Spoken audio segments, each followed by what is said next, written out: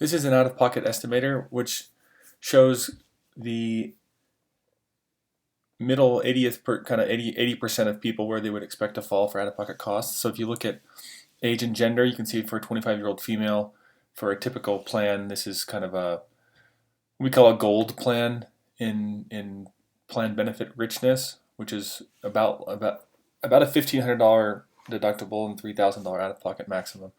So under this sort of plan design, you would expect within a year a 25-year-old female to have 80% of them would have between $633 and about $1,200 in out-of-pocket costs. Over 3 years, this is what the expectations are, and then this is what it amounts to on a per pay period basis. So if you change this to male, you'll see that the male rates drop.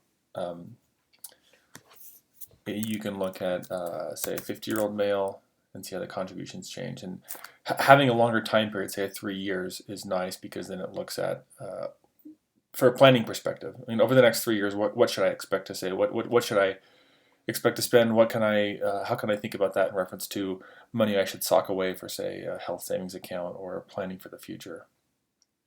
So again, this is for the kind of the middle 80%. What I did is I took claims data from an employer over 3 years and looked at both the 1 year out of pocket and the 3 year. This 3 year is not going to be triple the 1 year because you're going to have some mean reversion.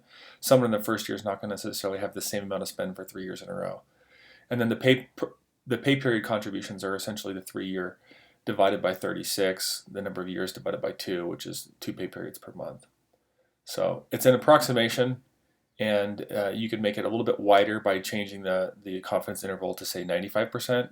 It's set at 80% to try to focus on the meat of that distribution. So I think it's a good start, and it can be very useful.